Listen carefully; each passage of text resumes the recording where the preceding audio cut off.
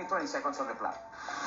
Take it away! Ang tanong, on a scale of 1 to 10, 10 being the highest, gaano kaganda ang quality of life sa Pilipinas? Go.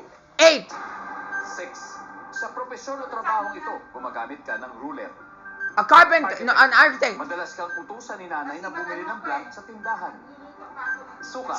That's right. Ano ang Bigas. natutunan ng mga preso sa loob ng kulungan?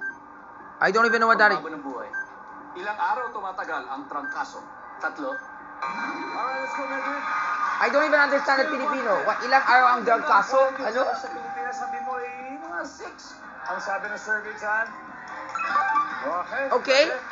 Profesyon o trabaho ito, gumagamit ka ng ruler. Of course, ang architects. That's what I said. An architect. Huy! Wow! Ito, madalas kang utusan ni nanay na bumili ng blank sa tindahan. Suka. Kailangan bigas Ang sabi dapat. ng survey ay... Huy! Wow! Hanep. How's that even the top answer? Okay. Ano ang natututunan ng mga preso sa loob ng kulungan? Siyempre magbago ng buhay. Ang sabi ng survey, meron 99 points. Ilang araw tumatagal ang trangkaso? Mga 3. Ang sabi ng survey natin, magandang simula. What's a trangkaso anyway? Nice one, Medwin. Let's welcome back, Eugene. Eugene, tingin mo, mga ilang puntos na nakuha ni Medwin, more or less? Marami. Marami. Weh!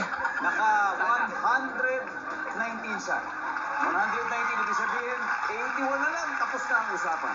Ansak pa tayo. So sa punto ito, makikita ng mga manunood ang sagot ni Medwin.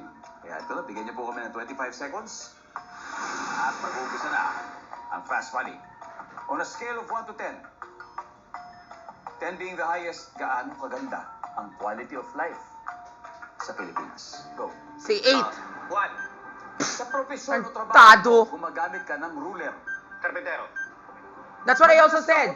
Where I changed the architect to be more specific. Suka. Bukod sa suka. Bigas! Toyo. Ha? Ano ang natututunan ng mga preso sa loob ng kulungan? Magtato. Ilang araw tumatagal ang trangkaso? 3. 4. Let's go. What's a trangkaso anyway? 1 to 10. Gaano maganda ang quality of life sa Pilipinas? Sabi niyo 1. Ang sabi ng ating survey ay Boring. 1 din. Ang top answer natin ay 8. That's what I said, yo! So anyway, sa profesyon o trabaho ito, gumagamit ka ng ruler. Sabi mo'y karpintero, ang sabi ng survey.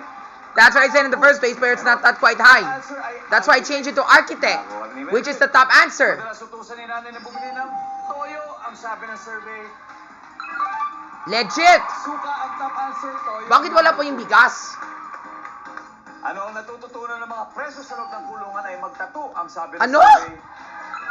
Yan. Foolish. Ang top answer dito ay handicrafts. Mga handicrafts, mga ganon. Positive, positive. Ilang araw tumatagal ang trangkaso? Sabi mo 4. Ang sabi ng survey natin? Ang top answer ay 1 linggo, 7. Eugene, okay lang. Nanalo pa rin kayo ng 100,000 pesos.